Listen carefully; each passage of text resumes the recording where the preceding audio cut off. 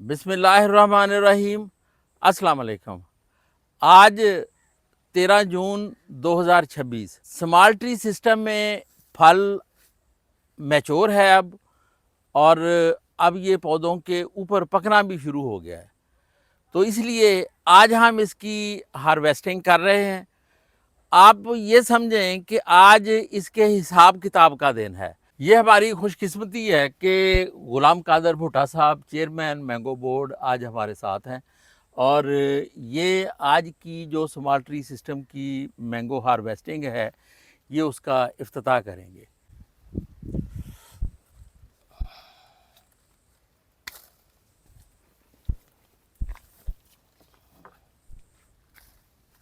ये लेबर पहली दफ़ा इन छोटे पौधों से बड़े बड़े आम तोड़ रही है और ये इनको बताया है कि आपने डंडी समेत तोड़ने हैं।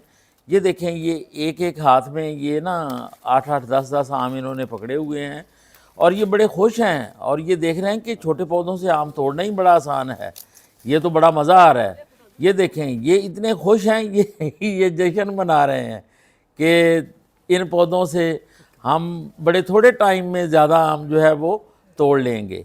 देखें, ये भी इस सिस्टम की एक स्ट्रेंथ है कि इससे फल तोड़ना आसान है। ये अब फल तोड़ के सारा ये डल के अंदर डाल रहे हैं और फिर यहीं से ये उठा के बाहर जो है वो ले जाएंगे। ये चूँकि फल तोड़ने के बाद इस डल में डालते हैं, जितना भी आम है ये इस डल के ज़रिए ही बाहर जाएगा। तो हम इनको काउंट कर लेंगे कि ये डलें कितनी हैं, इसका हम वज़न कर लेते हैं, फिर हम इनको शुमार कर लेंगे तो ये टोटल वज़न निकल आएगा।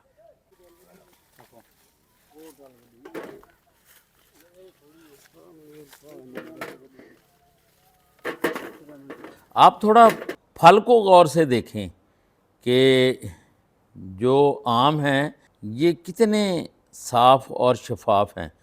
किसी फल के ऊपर कोई निशान नहीं है, कोई दाग नहीं है। कोई देखें, आपस में जो आम एक दूसरे से लग के उसके ऊपर लकीरें पड़ जाती हैं, वो नहीं है। बिल्कुल साफ़ शफाफ आम है। ये है जी 20 केजी से थोड़ा सा ज़्यादा है, तो इसमें 1.8 केजी का ये बॉक्स है, तो वो अगर निकालें तो ये देख लें कि 18 किलो से थोड़ा सा ज़्यादा है। ये हार्वेस्टिंग जारी है, चलें ये चलती रहेगी। पहले हम इस प्लॉट की पैमाइश कर लें कि इसका रकबा कितना है। ये चूँकि इसको हमने पेक्लोबिटाजोल नहीं डाला था, तो आज हम पैदावार देखने के लिए इसको हम बाहर निकाल रहे हैं इस लाइन को, और ये इसका जो सेंटर है यहाँ से हम पैमाइश, ये देखें, 71 फुट है सर। 100 फुट ये लंबाई का रुख है, 200 फुट।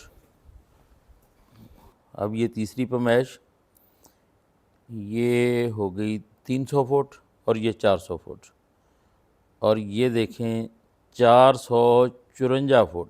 ये अब बाग से निकाल के देखें, ट्राली पे लोड कर रहे हैं। ये पहली ट्राली है। प्लाट की जो चौड़ाई है वो 71 फुट और इसकी जो लंबाई है वो है 454 फुट, और इसका जो रकबा है वो 118 मरले बनता है, यानी 6 कनाल से 2 मरले कम। ये ट्राली रवाना, और ये अब आखिरी ट्राली है जो लोड हो रही है। थोड़ा सा आम बाकी है पीछे, और ये जो है वो लोड हो के आखिरी ट्राली पहुंच गई है। अब यहाँ ट्राली से उतरते हुए 2 आदमी इनकी काउंटिंग कर रहे हैं। जो डलें नीचे उतर रही हैं वो उनको शुमार करते जा रहे हैं, और ये सारी डलें नीचे आ जाएंगी, और फिर चूँकि इनकी ग्रेडिंग भी करनी है और फिर इनको A, B, C ग्रेड के अंदर इनको तकसीम भी करना है, ताकि देखा जा सके भाई A ग्रेड का वज़न कितना है, B का कितना है और C का कितना है।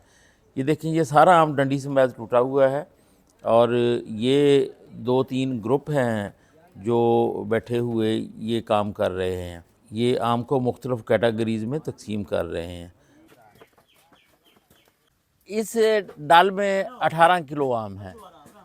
ये हमने इसकी छांटी कर ली।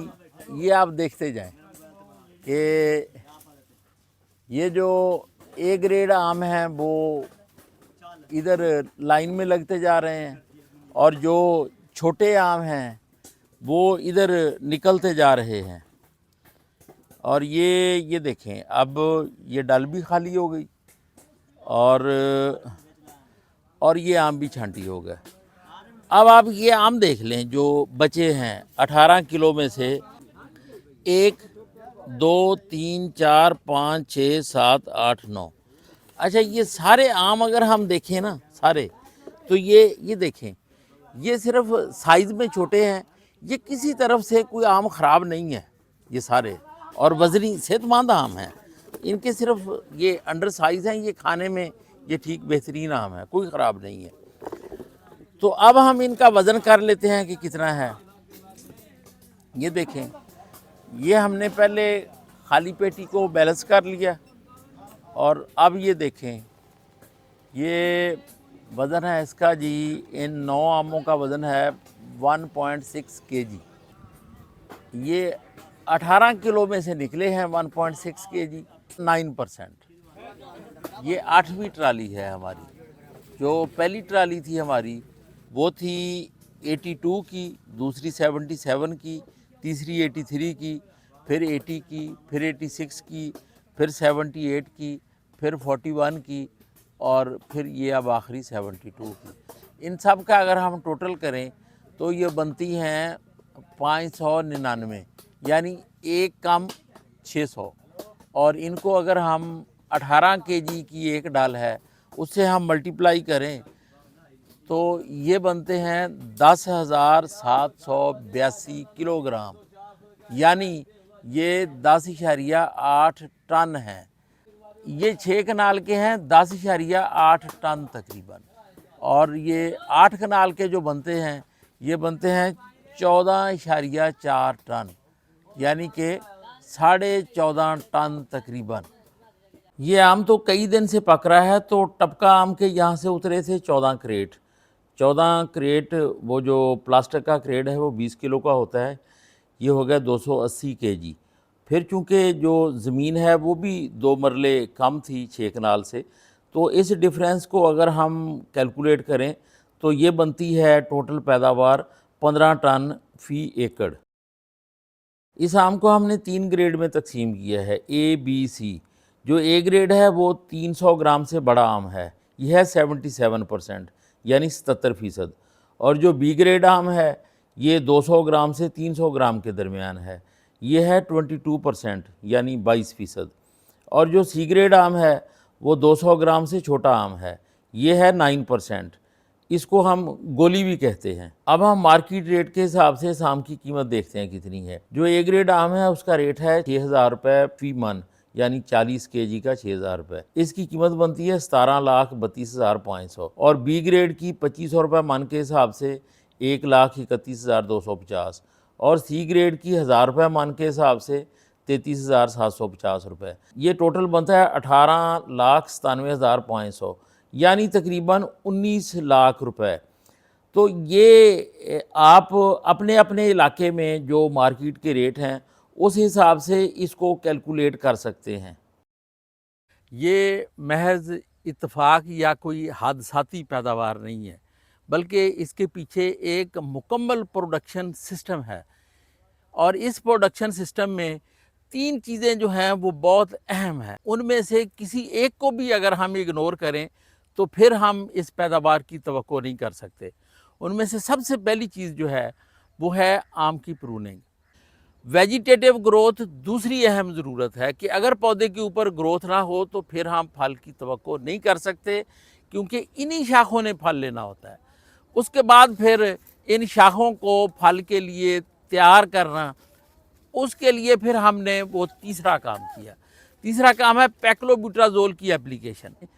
3 ml पर प्लांट। ये जितना भी इम्पैक्ट है ये इन 3 बुनियादी जो इस टेक्नोलॉजी के अंदर तब्दीलियां हमने की हैं ये उनके असरात हैं जो आपके सामने हैं।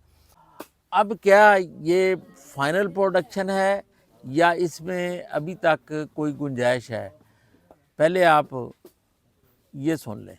अच्छा, बहुत से पौधे ऐसे भी हैं जो अभी छोटे थे या जिनके ऊपर अच्छी ग्रोथ नहीं थी, जिनको फिर पैक्लोब्यूटाजोल नहीं डाला, ऐसे बहुत सारे इस यूनिट के अंदर अभी भी पैच हैं जहाँ पे प्लांट मटेरियल अब मुकम्मल हुआ है कि वो पौधे अभी साइज़ में छोटे थे, तो उन्होंने भी ये साल हमें कोई सही पैदावार नहीं दी।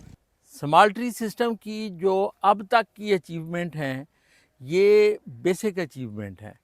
मज़ीद पौधे की सेहत को अच्छा बना के और पौधे में न्यूट्रिशन का बेहतर इस्तेमाल करके, ख़ास तौर पर पोटाश के इस्तेमाल को बेहतर बना के पौधे की सेहत को भी मज़ीद अच्छा किया जा सकता है और फल की जो फल का साइज़ है और जो फल की क्वालिटी है उसको भी मज़ीद अच्छा बेहतर बनाया जा सकता है। और ये चीज़ ना सिर्फ पैदावार को बढ़ाएगी बल्कि फल की क्वालिटी बेहतर होने पे ये प्रीमियम मैंगो प्रोड्यूस करेगी, जिससे जो इसकी वैल्यू है वो बहुत ज़्यादा बढ़ेगी।